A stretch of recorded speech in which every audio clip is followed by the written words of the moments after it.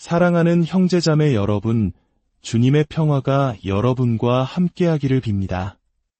이 거룩한 여정을 시작하기에 앞서 잠시 여러분의 선한 마음을 청하고 싶습니다.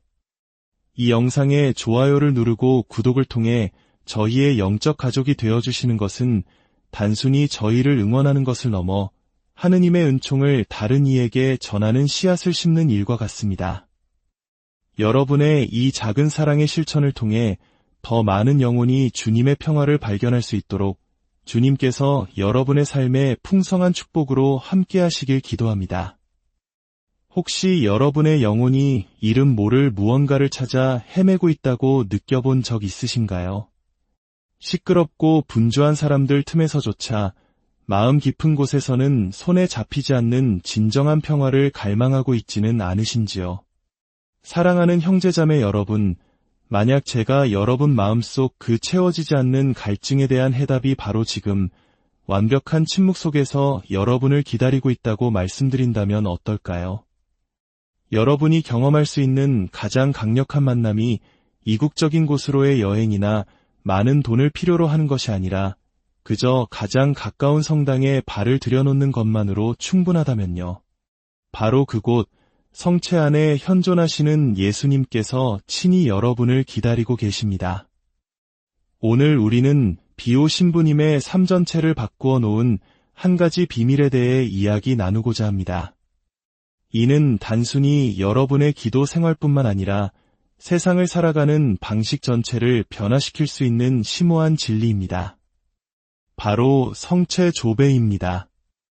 하지만 대부분의 사람들이 접근하는 방식과는 조금 다를 것입니다.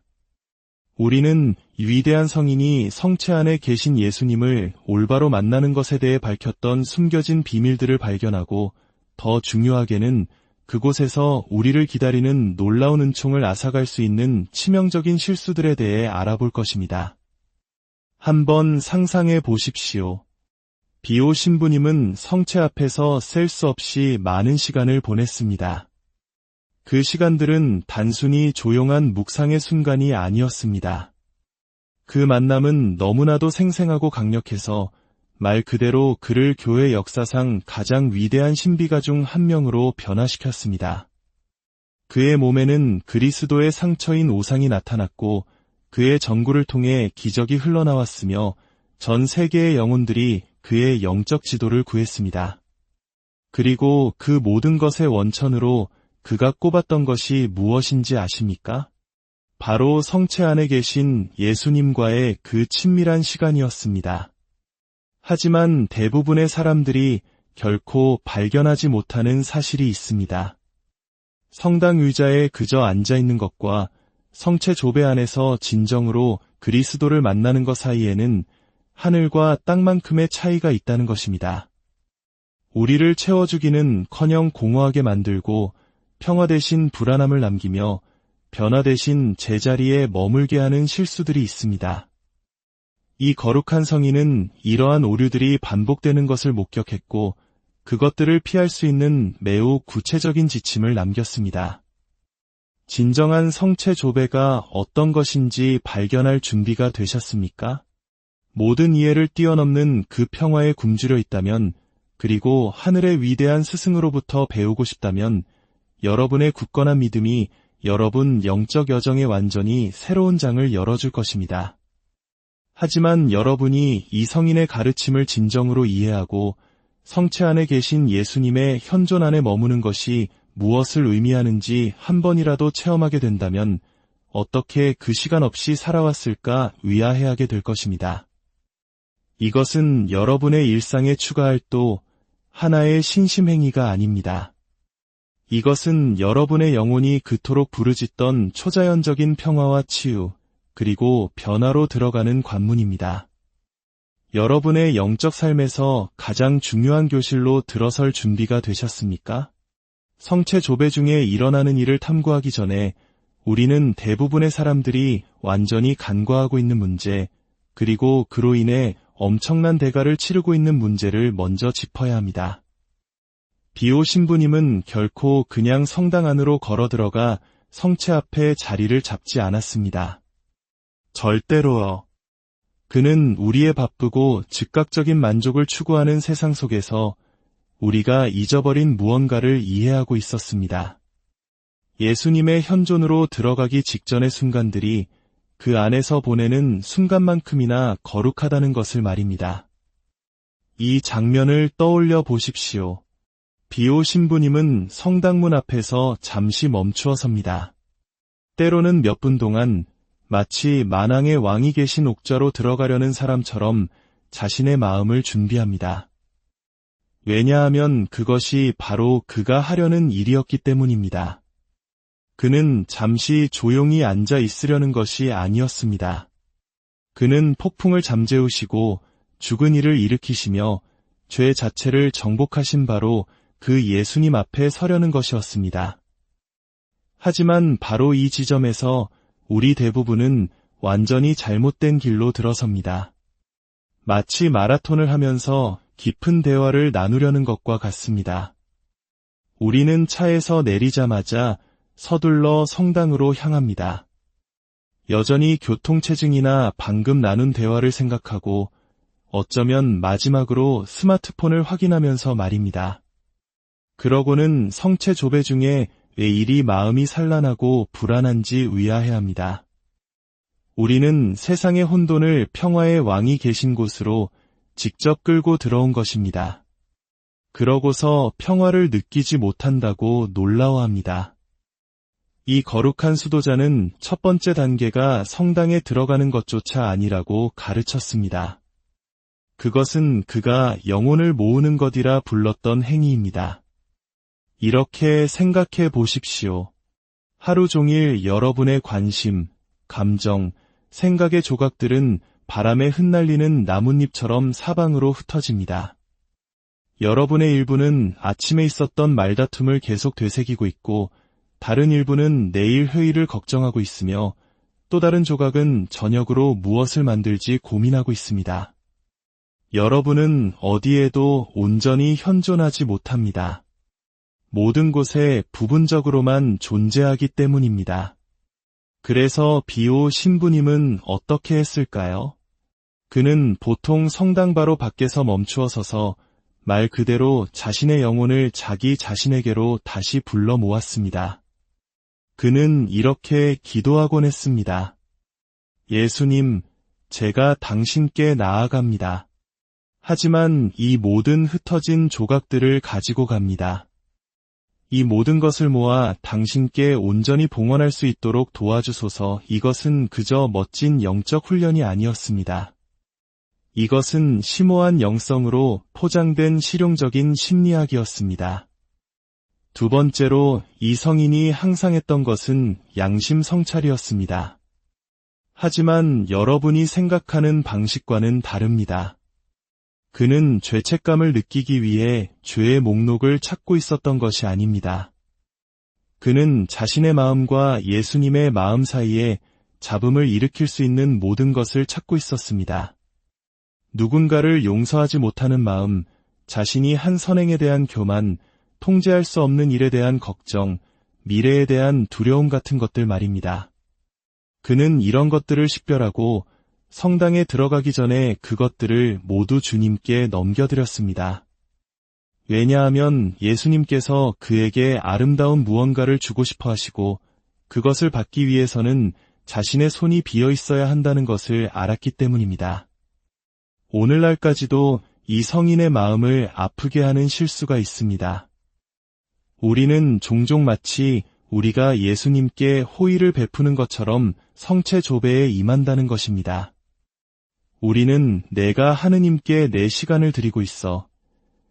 또는 나는 성체 조배에 한 시간을 보내는 착한 가톨릭 신자야라고 생각합니다. 하지만 비오 신부님은 진실을 이해했습니다. 예수님께서 여러분에게 상상할 수 있는 가장 귀한 선물을 주고 계시다는 것을요. 그분은 당신의 성심으로 들어올 수 있는 직접적인 통로를 열어주고 계십니다. 그리고 그분은 특별히 여러분이 나타나기를 기다리고 계셨습니다. 잠시만 생각해 보십시오. 우주를 말씀으로 창조하시고 모든 별을 제자리에 붙들고 계시며 모든 해변의 모래알 하나하나를 아시는 하느님께서 개인적으로 여러분이 와서 당신과 함께 앉아주기를 기다리고 계십니다. 그분이 외로워서가 아닙니다. 그분이 여러분을 너무나 강렬한 사랑으로 사랑하시어 말 그대로 당신을 위해 목숨을 바치셨기 때문입니다. 그리고 이제 그분은 가장 친밀한 방식으로 그 사랑을 여러분과 나누고 싶어 하십니다. 하지만 이 지혜로운 성인이 했던 또 한 가지 모든 것을 바꾸어 놓는 행동이 있습니다. 성당에 들어가기 직전 그는 성모님께 청하여 당신의 손을 잡고 아드님께로 이끌어 달라고 기도했습니다. 그는 예수님의 마음을 성모님처럼 이해하는 이는 아무도 없다는 것을 알았습니다. 그리고 그분을 사랑하는 법을 성모님처럼 가르쳐 줄 수 있는 이도 없다는 것을요. 성모님, 저를 예수님께 데려가 주십시오라는 이 간단한 기도는 마치 완벽한 안내자가 여러분을 일생의 사랑에게 소개해주는 것과 같았습니다. 이제 여러분은 진정한 성체 조배가 어떤 모습인지 이해할 준비가 되었습니다. 여러분의 마음은 준비되었고 영혼은 한데 모였습니다. 하지만 여기서부터 이야기는 정말 흥미로워집니다. 왜냐하면 위대한 신비가는 대부분의 사람들이 결코 배우지 못하는 침묵에 대한 무언가를 발견했기 때문입니다. 그는 성체 조배에는 실제로 3가지 다른 종류의 침묵이 있으며 그 차이를 아는 것이 여러분의 경험 전체를 변화시킬 수 있다고 가르쳤습니다. 마치 소음과 음악의 차이를 배우는 것처럼 말입니다. 첫 번째 종류의 침묵은 그가 공허한 침묵이라고 부른 것입니다. 이것은 여러분이 육체적으로는 조용하지만 마음은 쳇바퀴 위에 햄스터처럼 맹렬히 달리고 있을 때입니다. 여러분은 거기에 앉아 어쩌면 성광을 바라보고 있을지도 모르지만 내면적으로는 내일의 일정을 계획하고 어제의 실수를 되새기거나 점심으로 무엇을 먹을지 고민하고 있습니다. 이것은 사실 전혀 침묵이 아닙니다. 입을 다문 소음일 뿐입니다. 대부분의 사람들은 이런 종류의 침묵을 경험하고는 성체 조배가 자신에게는 맞지 않는다고 결론 내립니다. 평화나 연결감을 느끼지 못하기 때문에 자신이 무언가 잘못하고 있다고 생각합니다. 하지만 진실은 이것입니다. 공허한 침묵은 사실 목적지가 아니라 출발점입니다. 그것은 라디오 방송국의 주파수를 맞추려고 할 때 들리는 잡음과 같습니다. 신호는 거기에 있지만 아직 올바른 주파수를 찾지 못한 것입니다. 두 번째 종류의 침묵은 그가 기다림의 침묵이라고 부른 것입니다. 이것은 여러분이 마음의 잡담을 어느 정도 잠재우고 진정으로 들으려고 노력할 때입니다. 여러분은 현존하고 주의를 기울이고 있지만 무엇을 들어야 할지 확신하지 못합니다. 이것은 비록 답답하게 느껴질 수 있지만 실제로는 아름다운 진전입니다. 마치 대화 중에 말을 멈추고 처음으로 상대방에게 진정으로 귀를 기울이는 사람과 같습니다. 기다림의 침묵 속에서 여러분은 어떤 말을 듣거나 압도적인 감정을 느끼지 못할 수도 있습니다. 하지만 미묘한 무언가가 일어나고 있습니다. 여러분의 호흡이 부드러운 파도처럼 느려질 수 있습니다. 가슴 속의 불안 덩어리가 풀리기 시작할 수 있습니다. 10분 전에는 그토록 시급하게 느껴졌던 걱정들이 더 이상 그렇게 심각하게 느껴지지 않는다는 것을 알아차릴 수도 있습니다. 이것은 여러분이 느끼지 못하는 순간에도 예수님께서 여러분 안에서 일하고 계시는 것입니다. 그리고 3번째 종류의 침묵이 있습니다. 이것이 바로 이 성인의 삶 전체를 변화시킨 것입니다. 그는 그것을 사랑의 침묵이라고 불렀습니다. 이것은 여러분의 마음과 예수님의 마음 사이의 대화가 너무나 자연스럽게 흘러서 말이 불필요해지는 순간입니다. 귀에 들리는 목소리를 듣는다는 것이 아닙니다. 물론 때로는 그런 일이 일어날 수도 있습니다. 그것은 오히려 여러분이 너무나 사랑하는 사람과 함께 앉아 있을 때 완전히 연결되어 있음을 느끼기 위해 굳이 말을 할 필요가 없는 것과 같습니다. 사랑의 침묵 속에서 여러분은 몇 달 동안 씨름해왔던 삶의 어떤 문제에 대해 갑자기 깨달음을 얻을 수도 있습니다. 또는 너무나 깊은 평화의 물결이 밀려와 존재조차 몰랐던 영혼의 일부까지 닿는 것을 느낄 수도 있습니다. 혹은 때로는 아무런 의심 없이 여러분이 완전하고 무조건적으로 사랑받고 있다는 것을 그냥 알게 될 것입니다. 많은 사람들이 이 경험을 놓치게 만드는 실수가 있습니다. 우리는 침묵을 스스로 만들어내야 한다고 생각합니다. 우리는 마치 바다의 파도를 멈추게 하려는 것처럼 억지로 마음을 조용히 하려고 했습니다. 잡념이 끼어들면 좌절하고 즉시 평화로움을 느끼지 못하면 포기해버립니다. 하지만 비오 신부님은 침묵이란 여러분이 창조하는 것이 아니라 받는 것이라는 점을 이해했습니다. 비밀은 무언가를 일어나게 하려고 애쓰는 것을 멈추고 그저 여러분의 불안한 마음을 예수님께 봉헌하는 것입니다. 산만하게 하는 생각과 싸우지 마십시오. 마음이 방황하는 것을 알아차렸을 때 그저 부드럽게 그분께로 주의를 되돌리십시오. 감정이나 통찰을 요구하지 마십시오. 그저 여러분이 감지하지 못하는 순간에도 그분께서 일하고 계심을 믿으십시오. 예수님께서는 이 성인에게 아름다운 사실을 알려주셨습니다. 나는 너에게서 완벽한 침묵을 찾는 것이 아니다. 나는 충실한 현존을 찾고 있다. 그저 계속해서 내 앞에 나아오너라. 나머지는 내가 하겠다. 그리고 그 말씀은 우리가 성체 앞에서의 그 소중한 순간들에 접근하는 방식에 대한 모든 것을 바꿉니다. 진정한 성체 조배는 언제나 여러분의 일상생활에서 열매를 맺습니다. 그것은 비밀스러운 보물처럼 성당 안에만 갇혀 있는 것이 아닙니다. 그것은 여러분이 보고 만지고 다른 이들과 나눌 수 있는 수확물을 내는 좋은 땅과 같습니다. 하지만 여러분의 성체 조배가 진짜인지 아니면 그저 형식적으로 시간을 보내고 있는 것인지 어떻게 알 수 있을까요? 비오 신부님은 찾아봐야 할 매우 구체적인 징표들을 가지고 있었습니다. 그리고 그것들은 대부분의 사람들이 기대하는 것과는 다르기 때문에 여러분을 놀라게 할지도 모릅니다. 첫 번째 징표는 그가 초자연적인 인내심이라고 부른 것입니다. 예전에는 여러분을 화나게 했던 상황들이 더 이상 여러분에게 같은 힘을 갖지 못한다는 것을 알아차리게 될 것입니다. 빈정대는 말 한마디로 여러분의 하루 전체를 망치곤 했던 그 까다로운 동료. 갑자기 여러분은 방어적인 태도 대신 친절함으로 응답하고 있는 자신을 발견합니다. 경적을 울리고 욕을 하게 만들었던 교통체증 속에서 여러분은 다른 운전자들을 위해 기도하고 있는 자신을 발견할지도 모릅니다. 이것은 여러분이 더 인내심을 갖기 위해 애쓰는 것, 즉 이를 악물고 억지로 착하게 굴려는 것이 아닙니다.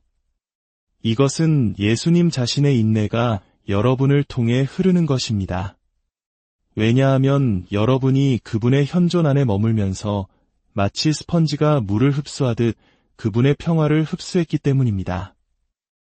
두 번째 징표는 어려움을 겪는 사람들에 대한 연민의 증가입니다. 이 성인은 성체 안에서 예수님을 진정으로 만나는 사람들은 다른 사람들을 예수님께서 보시는 방식으로 보기 시작한다는 것을 알아차렸습니다. 여러분은 외로운 이들, 상처받은 이들, 길 잃은 이들을 이전에는 결코 보지 못했던 방식으로 주목하기 시작할 것입니다. 그리고 아름다운 부분은 이것입니다. 여러분은 그들을 돕고 싶어질 것입니다.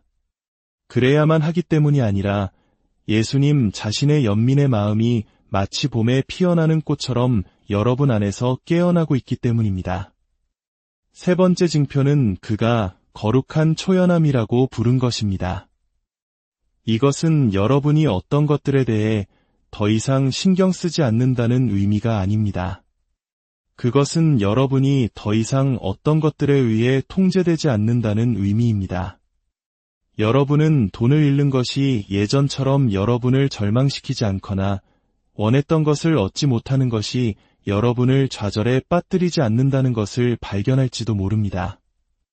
여러분은 하느님께서 여러분을 돌보고 계시다는 것을 신뢰하기 시작하고 그 신뢰는 단지 머릿속의 생각이 아니라 영혼 깊은 곳의 평화가 됩니다.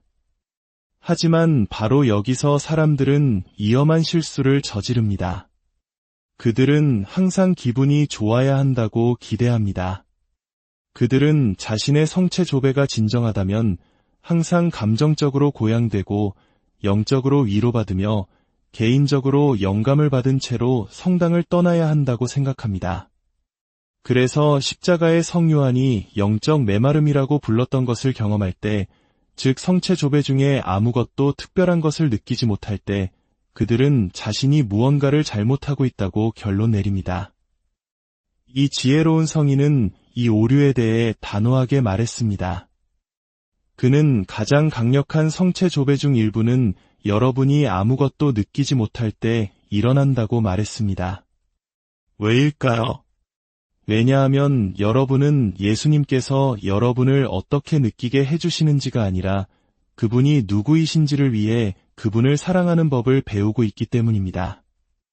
여러분은 단지 감정적인 의존이 아니라 진정한 믿음을 키우고 있는 것입니다. 그렇게 생각해 보십시오. 만약 여러분이 가장 친한 친구가 여러분을 기분 좋게 해줄 때만 그들과 시간을 보낸다면 그게 어떤 종류의 우정이겠습니까? 하지만 여러분이 피곤할 때, 말하고 싶지 않을 때, 힘든 시기를 겪고 있을 때조차도 그들과 함께하기로 선택한다면 그것이 진정한 사랑입니다. 그것이 바로 예수님께서 여러분과 맺고 싶어 하시는 관계의 종류입니다. 비오 신부님이 이해했던 것은 이것입니다. 예수님은 성체 조배에서 여러분이 기대하는 것을 항상 주시지는 않지만 여러분에게 필요한 것을 항상 주신다는 것입니다. 때로 여러분에게 필요한 것은 위로와 평화입니다. 때로 여러분에게 필요한 것은 힘든 싸움을 위한 힘입니다. 때로 여러분에게 필요한 것은 사랑스러워 보이지 않는 누군가를 사랑할 수 있는 은총입니다. 진짜 질문은 여러분이 성체 조배 중에 무언가를 느끼느냐가 아닙니다. 진짜 질문은 여러분의 삶 속 사람들이 여러분을 통해 예수님의 사랑을 더 많이 받고 있느냐는 것입니다. 이제 비오 신부님이 성체 조배에 대한 지도를 구하러 온 사람들에게 실제로 가르쳤던 실질적인 세부 사항들로 넘어가 봅시다. 이것들은 단지 좋은 아이디어나 책 속에 떠다니는 영적인 이론들이 아닙니다. 이것들은 그가 직접 사용했으며 그의 일생 동안 수천 명의 영혼들과 나누었던 전투에서 검증된 방법들입니다. 첫째, 그는 항상 사람들에게 성체 조배의 묵주를 가져오라고 격려했습니다. 하지만 여러분이 생각하는 이유 때문은 아닙니다. 그는 매번 묵주 기도를 전부 바치라고 한 것이 아닙니다. 대신 그는 그것을 물리적인 닻으로서 손에 쥐고 있었습니다. 마음이 방황하기 시작할 때, 초대받지 않은 손님처럼 잡념이 스며들 때 그는 예수님께로 주의를 되돌리는 방법으로 손가락으로 묵주알을 부드럽게 굴렸습니다. 촉각적인 감각은 그를 현재 순간에 머물게 도와주었습니다. 그는 또한 예수님과 함께 숨쉬기라고 부른 아름다운 기법을 가르쳤습니다. 이것은 간단하게 들리지만 가장 깊은 진리들이 그렇듯 심오합니다. 성체 앞에 앉아 의식적으로 호흡을 늦추고 숨을 들이쉴 때마다 예수님의 평화를 받고 숨을 내쉴 때마다 그분께 여러분의 걱정, 죄, 그리고 여러분 자신 전체를 봉헌한다고 상상하는 것입니다. 그가 신뢰했던 또 다른 실천은 거룩한 응시라고 부른 것입니다. 눈을 감고 내적으로 집중하려 애쓰는 대신 그는 그저 성광을 바라보며 시선을 그곳에 부드럽게 두었습니다. 마치 퍼즐을 풀려는 듯 강렬하게 쳐다보는 것이 아니라 초자연적인 무언가를 보려고 애쓰는 것도 아닌 그저 부드럽고 사랑이 담긴 주의를 기울이는 것입니다. 그는 그것이 사랑하는 사람을 바라보는 방식과 같다고 말했습니다. 분석하거나 연구하는 것이 아니라 그저 그들의 존재를 즐기는 것입니다. 하지만 이 방법들에서 사람들이 종종 걸려 넘어지는 지점이 있습니다. 그들은 이것들을 마치 성스러움을 위한 조리법을 따르는 것처럼 엄격한 공식으로 만들어버립니다. 중요한 것은 이 모든 것이 예수님과 연결되도록 돕는 도구이지 완벽하게 따라야 할 규칙이 아니라는 점입니다. 비오 신부님은 또한 진정성을 강조했습니다. 그는 사람들이 직장에서, 식료품점에서, 그날 삶이 그들을 데려간 곳 어디에서든 바로 성체조배에 오도록 격려했습니다. 예수님은 여러분이 더 받아들여질 것이라고 생각하는 인위적인 버전의 여러분이 아니라 여러분의 실제 삶 속에서 여러분을 만나고 싶어 하십니다. 그가 가르친 가장 중요한 방법은 강도보다 꾸준함이었습니다. 그는 한 달에 한 번 3시간 동안 오는 사람보다 매주 15분 동안 성체조배에 오는 사람을 더 선호했습니다. 왜일까요?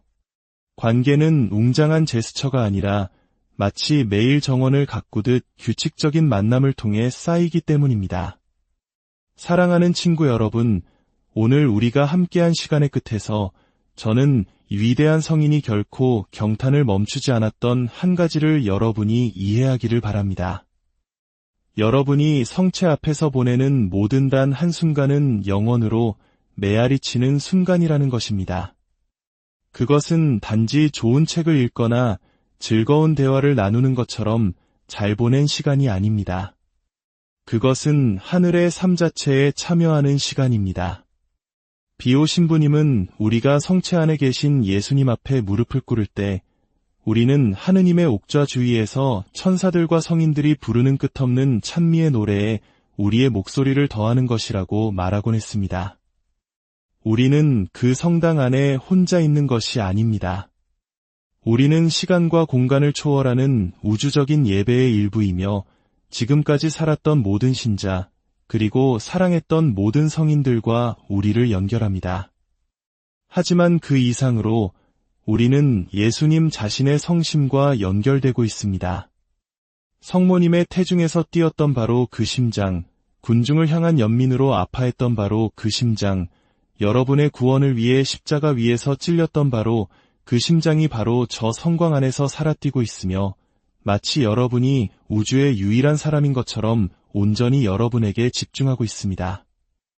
이것이 바로 위대한 성인이 성체조배에서 몇 시간을 보내고도 결코 지루해하지 않았던 이유입니다. 그는 자신이 단지 조용한 방에 앉아있는 것이 아니라는 것을 이해했습니다. 그는 다른 누구도 줄 수 없는 사랑으로 자신을 사랑해주는 분과 인생에서 가장 중요한 대화를 반복해서 나누고 있었던 것입니다. 그리고 그 똑같은 초대가 여러분에게도 주어집니다. 여러분이 완벽하기 때문이 아니라 모든 올바른 기도를 외웠기 때문이 아니라 이미 거룩하기 때문이 아니라 바로 지금 여러분의 모든 힘든 점과 의심과 불완전함 그대로 사랑받고 있기 때문입니다. 마치 부모가 자녀를 무조건적으로 사랑하듯이 말입니다. 그러니 이번 주 여러분을 위한 저의 도전은 이것입니다. 15분의 시간을 내어 성체조배 안에서 예수님과 함께 앉아보십시오. 오늘 배운 것, 즉 마음을 준비하는 법, 다양한 종류의 침묵을 받아들이는 법, 일상생활에서 그 열매를 인식하는 법을 사용해 보십시오. 그리고 가장 중요하게는 혼자 가지 마십시오. 성모님께 여러분의 손을 잡고 아드님께로 이끌어 달라고 청하십시오. 그분은 2000년 동안 그 일을 해오셨고 예수님의 사랑의 마음들을 소개해주는 일에 결코 지치지 않으십니다. 여러분, 모든 성인은 바로 지금 여러분이 있는 곳, 즉 하느님을 더 갈망하고 진실한 마음으로 그분을 찾으려는 의지가 있는 곳에서 시작했습니다. 비오 신부님은 하늘에서 여러분을 응원하고 계시며 예수님께서는 무한한 인내와 무한한 사랑으로 여러분을 기다리고 계십니다. 이제 이 거룩한 성인께서 성체 조배 후에 직접 바치셨던 기도로 마무리하겠습니다. 성체 안에 감추어 계신 예수님, 이 은총의 순간들에 감사드립니다. 제가 당신의 평화를 세상 속으로 가져갈 수 있도록 도와주소서. 그리고 오늘 제가 만나는 모든 사람이 제 행동 안에서 당신의 사랑을 볼 수 있게 하소서.